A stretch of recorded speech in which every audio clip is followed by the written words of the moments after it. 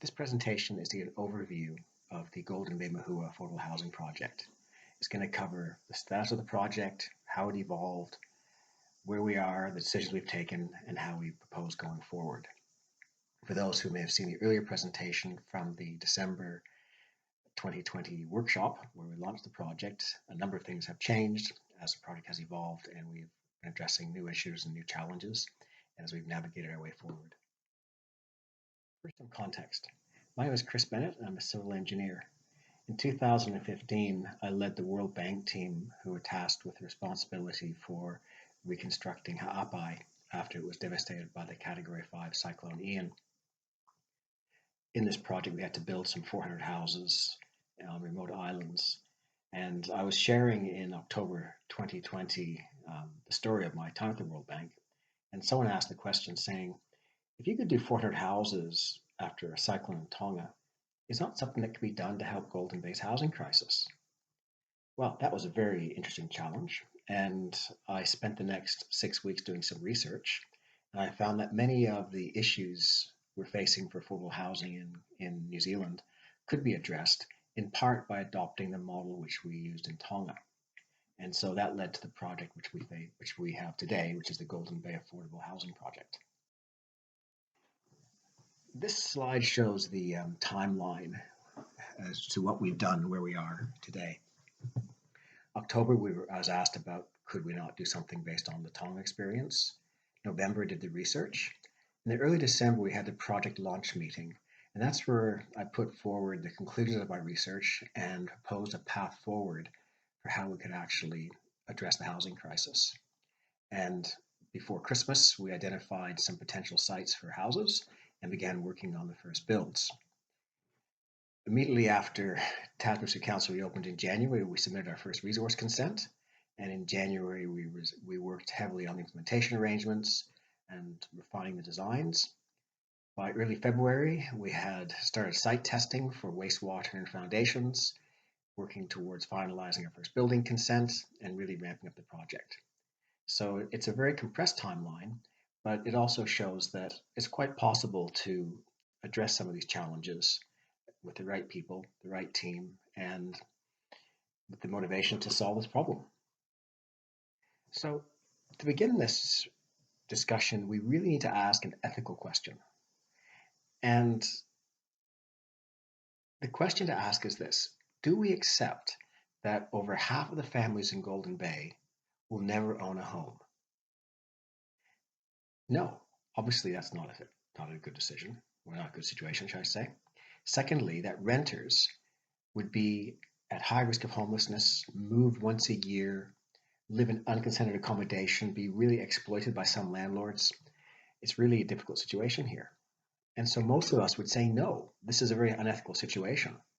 And so if we accept that, we have to do something. We can't just continue to ignore it. My research included a survey where we had over 100 people who responded to questions based upon renting and purchasing. In Golden Bay in 2020, the average house price was $581,000. And in fact, there was only one home that was sold below $300,000. Now, if you need a mortgage for $581,000, it typically requires between $70,000 and $100,000 a year income. That's almost 3 to 4 times the median income of people in Golden Bay. As this slide shows, only 7% of the people in Golden Bay can afford a house over $500,000. I should say in our survey in Golden Bay. Well, 60% of the houses are in that price range. And we have 37% who could afford less than $300,000, but only 2% of the houses are in that price range. And this is one of the reasons why we have such an issue with homelessness here. What about rentals? The story behind rentals is quite dismal. They're scarce, very expensive, and often of very poor quality. For example, over half of the people who responded to our survey that had been renting said that they were living in unconsented rental housing. And this is not just for a few days or weeks. You can see that 12% of the people lived for over 5 years in unconsented housing. In fact, we have roughly half the people spent 1 or more years in unconsented housing. Almost half of the people felt that they've been in a vulnerable situation for housing, and almost one quarter have been homeless. One of the big challenges is moving, which is very disruptive. And you can see here that half of the people, or 45%, had to move between 3 and 4 times, 7%, 8 to 10 times. One person moved 18 times in 20 years. And given the quality of the housing, the view is that rents are actually quite excessive. So, why is this happening in Golden Bay? The chart on the left is from an article in Stuff, and the top green line is the population. What you can see here is that between 2006 and 2013, there was roughly a 40% increase in the population in Golden Bay. At the same time, there was approximately 160 new houses built, which works out to be roughly a 8% increase in the number of houses. So 40% increase in population, 8% increase in the number of houses. But at the same time, roughly 1/3 of the houses in Golden Bay at any time are unoccupied because they're holiday homes. And so we have this disconnect between population growth and the number of houses that were being built. Golden Bay, and this is pre-COVID, was incredibly popular. Ray White noted that there were 569 people trying to buy a property here. Right now, after COVID, it's in the 600s, if not more. So what we find is also compounding this, there is a lack of land for houses. Where there are sections, they're very expensive. The most recent one sold for just under $300,000 now. When I did this first slide, it was over 250. If you're spending that much on a section, you don't build a low-cost house, you build an expensive house. A lot of demand for holiday homes, and then once again, the issue of low incomes compounded by poor credit history, etc. So it's a confluence of factors which have basically led to a crisis. In end of January 2021, they published the update on the property values in Tasman District. And Golden Bay had the highest increase of any of the places in Tasman District. You can see here, Takaka went up by almost 80% in the last 3 years in terms of the land values. So it's just getting worse. One of the questions which we asked in our survey was, what can you actually afford to pay in rent? And what you can see from this slide is that roughly 57% of the renters can only afford $300 a week. But the issue is that the average rental in Golden Bay is $350 a week or more. So it's quite a discount. Another question was, what can you afford to buy? And once again, 67% of the people who responded said they could only afford a $400,000 house. And yet, as you can see from this slide, as mentioned earlier on as well, only 7% of the people could afford a house over $500,000. If the recent information is correct from QV, that 581,000 price is now up to, I think, 650,000 plus, so it's even less affordable. So with that context, the project could be broken down into three key challenges. The first one is it possible to build a house which is affordable for people to rent or to buy? The second is, where would you find land to build on, because especially land that's affordable? Because I mentioned earlier on that $250,000 section is equal to $250 a week. Well, that's pretty well what a big chunk of people can afford for their rent. And so you need to find some way around that problem. And also, it's important because Takaka is where people want to live, and there's often the least opportunity to do new dwellings here. And lastly, how will you finance it? Because many people simply, even if they have a job, if they went to a primary lender, even some secondary lenders, they wouldn't qualify to get funding for a house. So you need to think of this in a totality. So from that, I developed this, I guess, overarching philosophy for the project. Let's start with affordability and find a solution. In other words, there's no sense saying, well, we have to build a $300,000 house. and therefore you have to find $600 a week to rent that. No. Let's start the other end to say, what can people afford to rent, or what can they afford to rent to own? And based on the study which we did, broadly, $200 to $300 a week for many people is at the limit of what they can afford to rent. And for many low-income people, another $100 a week would help them rent to own. So our starting point was, what can people afford to pay, not how do you find the money to pay for this sort of a solution. The second is to have a partnership. Um, Tasman District Council has been extremely helpful to us from the very beginning. They've given us excellent advice on how to navigate our way through the consent process, options for how to handle aspects such as wastewater, etc. And by working collaboratively with them, it really streamlines things. The third is to move rapidly, and that is that we simply can't wait for any more time to solve this problem. I personally have 3 friends who have been homeless in the last 3 months. We need to find a solution now, not in 3 or 4 years. To do that, what that means is use existing housing solutions and find ways of working with existing organizations rather than starting from scratch. And finally, and actually most importantly, accept that you cannot help everyone. There's that old saying, be some things to some people, but not all things to all people. There are people, for example, who have aspirations of certain types of building materials, etc., which simply aren't viable in an affordable house. There are others who may have histories of um, domestic violence or drug use, or others where they're better served with other models than what we can do. But there are also people, for example, in our survey, what we found was that a lot of people wanted a 3 bedroom home when there's only 2 people in the family, and that affects affordability. And so you really need to be focused on what can you provide for most people.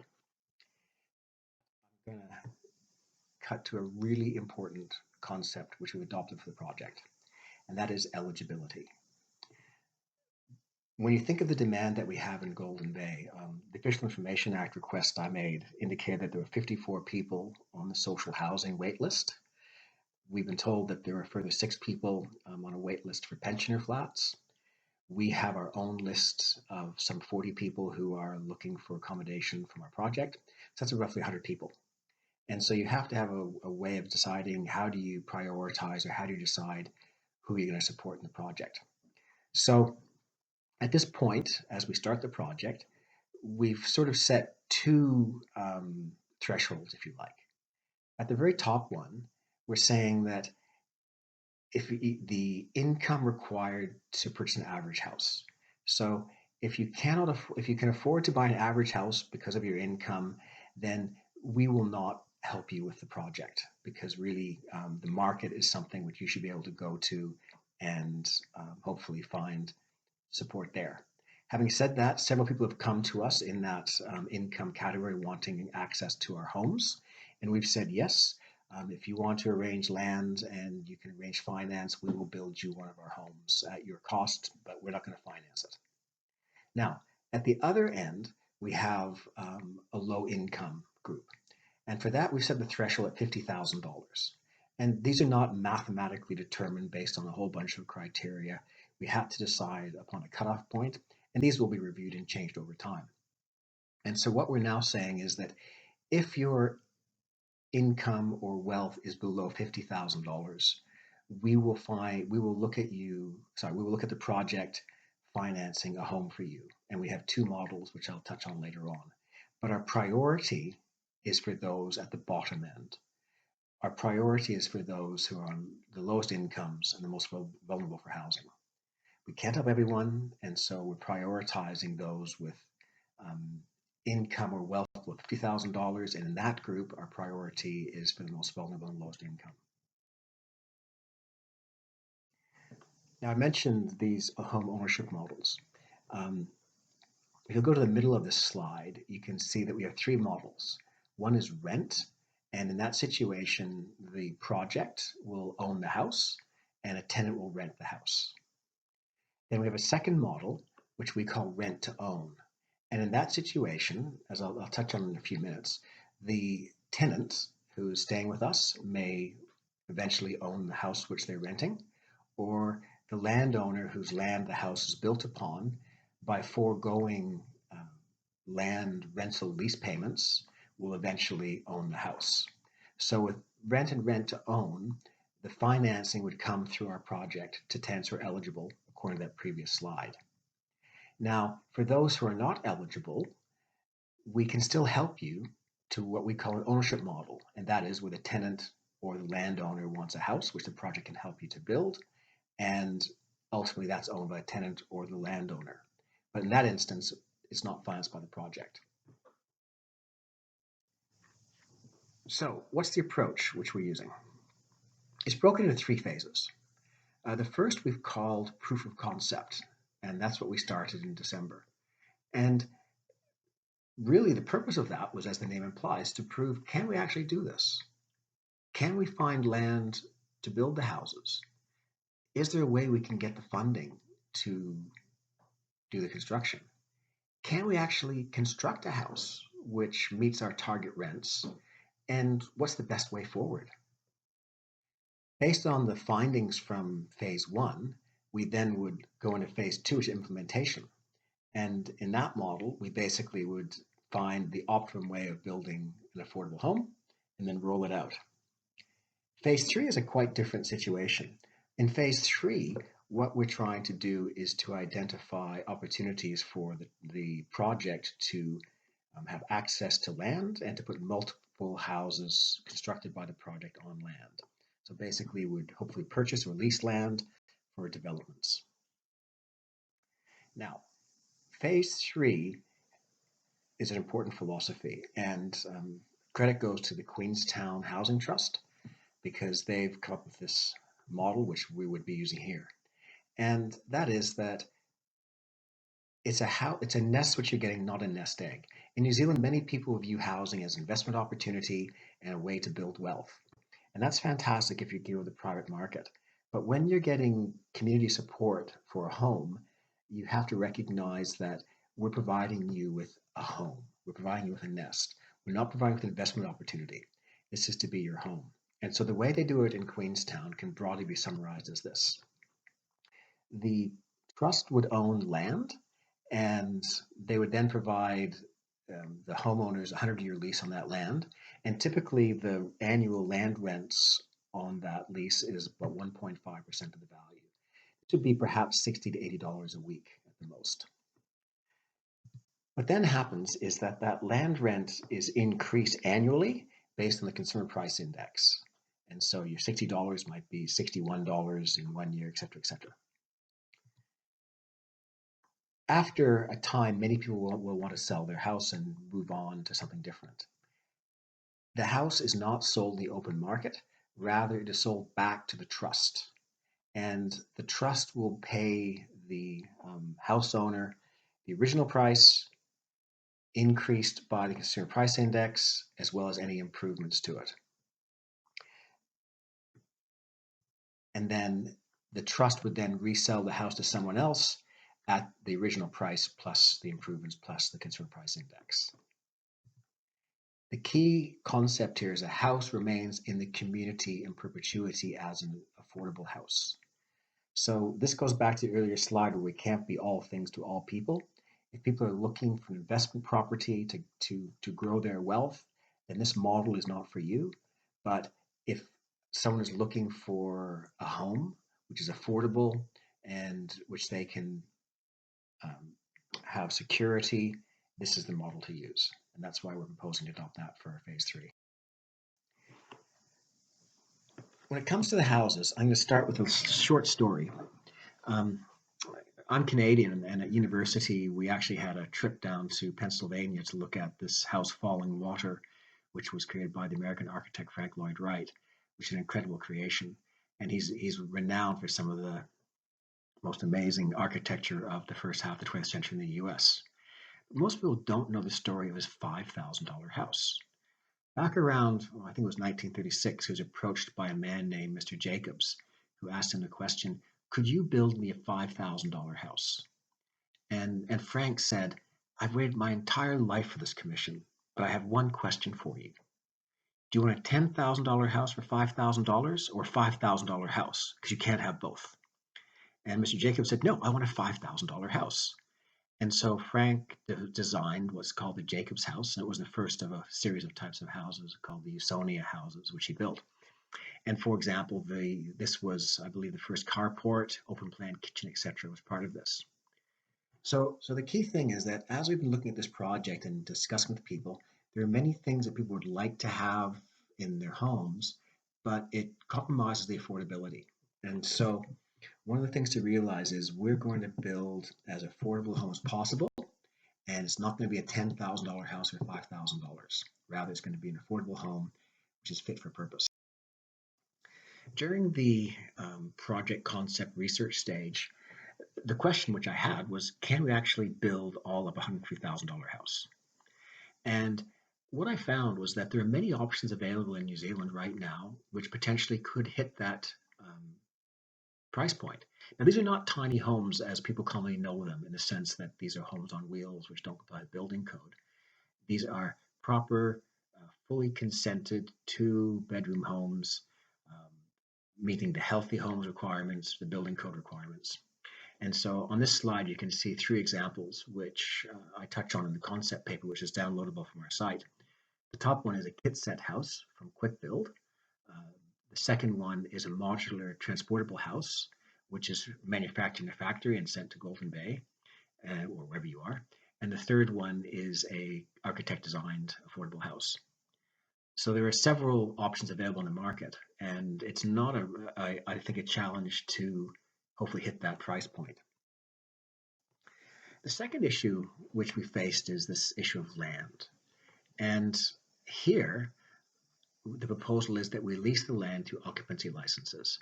And there's a bit of story behind this. When I was working in Tonga, we found that the Constitution forbids women to own land. And in the cyclone, some half of the people who lost their homes were either widows or solo mothers. And so technically, if we rebuilt them a nice home, the landowner could come and take that because they have no right to the house being on that land.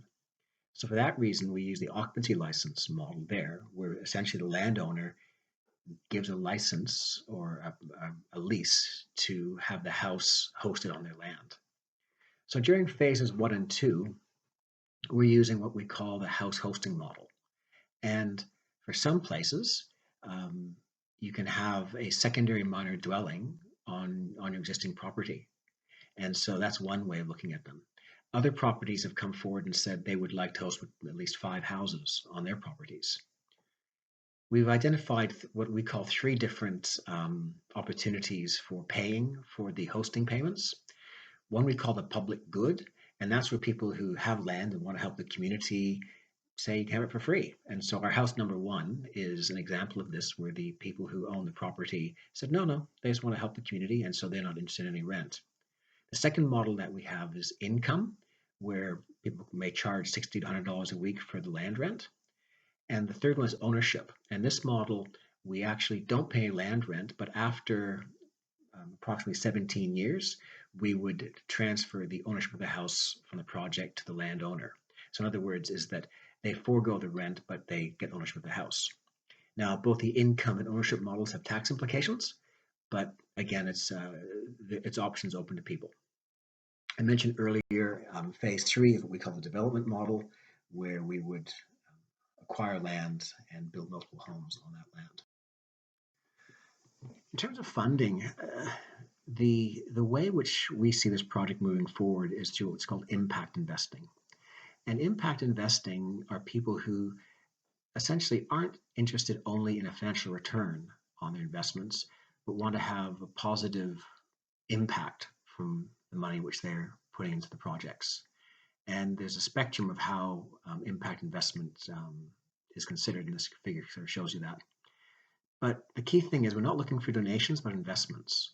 We believe that investors who right now get 0.9% for a 5-year term deposit, we could manage to pay them a 2% return on an investment, and that would still make the project financially viable. So far, we have $500,000 for phase 1 available, And we're looking at options right now in terms of how to increase affordability by getting grants or other funding. So right now, this is a work in progress, but we expect to have the funding mechanism in place hopefully by April or so. Implementation models. Now, this is something which is being finalized and worked on, and so this is just one possible model which we're looking at. But broadly speaking, on the left, you'll see Tasman District Council. They have a role to play, obviously, doing regulatory oversight, but also they've been giving us advice, and they're part of our team because they're directing us as we move forward on how best to navigate through compliance and other requirements. We've been working with organizations such as Community Finance in the top right in terms of ways of mobilizing funding. They may or may not end up being the vehicle that we use, but they're specialists in raising funds from the investor community for affordable housing. Um, there are options for how to run the project and own the houses. One option shown here is that we establish a trust in Golden Bay who would own the houses, provide oversight. And then in the middle, you'll see that they have a team to manage the project. We have Habitat for Humanity as a possible partner, and they could also be the ones who own the houses. And then at the very bottom, we have our build team, which are some of the companies in Golden Bay who are well known in the community. Frank Byrne Builders is the main builder. We have Sebastian Roberts from Golden Bay Roofing as a roofer, working with Barry Graham from Golden Bay Plumbing. Paul Stalker from Azimuth Renewables will be doing the solar. ITM, the local building supply, will be supplying materials. And Goodison is the architect we're using right now. I want to emphasize, though, this is a work in progress. We're still trying to finalize what the actual model will be. There are other variations of this that we may have adopted. For phase one, we've decided to only build one type of a house. And the images here show the 60 square meter, 2-bedroom home, which we're planning on building, designed by Goodison Architects. This was originally designed for a affordable housing project in North Island, and we've been adapting the designs quite a lot for our particular project. These one of the reasons we're going this route to try is that compared to other options, for example, getting modular homes shipped in, we've estimated for every 3 homes that we would build, it would create 1 person year of employment in Golden Bay. And so looking at the broader community benefits from the project, not just how cheap can we construct houses. And so as long as we can still meet our affordability targets, we see there are advantages from using this model. And so the plan is to try different variations of it, see how it goes at the end of phase one, and then decide how we proceed after that. Where are we? Well, we have 4 sites proposed for phase one houses. And house number 1 is a rental house. As I mentioned earlier on, the people hosting it don't want any ground rent or occupancy rent. Number 2 is going to be a rent to own model. And then potentially numbers 3 to 9 would be pensioner homes. We have funding already for the first 3 houses, hence the submission of the resource consents and the ordering materials and the planning for that. So in terms of where we are with those first 2 houses, consents are submitted, we've completed wastewater designs, done foundation testing, and the stars align, materials are available, consents come through, we expect to have construction started by April. 2 of the proposed pensioner flats are on land owned by Tasman Council, behind 4 existing flats on Commercial Street. So we've submitted a proposal to TDC to construct 2 more houses behind there, and then we would donate those houses to TDC after 35 years. The designs for the houses have been adapted to reflect feedback from the local occupational therapists, age concern, and others to really help to ensure that they meet the community needs. In terms of support for the project, we've been offered some 30 potential sites, including those 9 mentioned above, for hosting homes already, and that's before we built our first house. We have 16 people who have offered as much as $150,000 to invest in the project, and 45 people to date have requested assistance with housing under the project. Right now, the main constraint is going to be mobilizing funding because we have potentially 200 builds that we could do in Golden Bay. That's based on we have a 100 right now, which we need before we even started the project. And so that's going to require about $30 million plus to achieve that. And so that's one of our focuses right now is on raising funds. So if there's any way that the project could assist you, or if you'd like to help us with hosting a home or investing in the project, if you go to our website, you can see there's a button called Participate, and that'll give you opportunities to register your name for home or for investing. One of the key things is that we're not actually soliciting funds right now, but we'll get in touch with you as investors once everything's put in place. So with that, thank you for your time. If you have any questions, visit our website. Hopefully it'll answer all your questions and then some more. If not, feel free to contact myself and I'll do my best to help.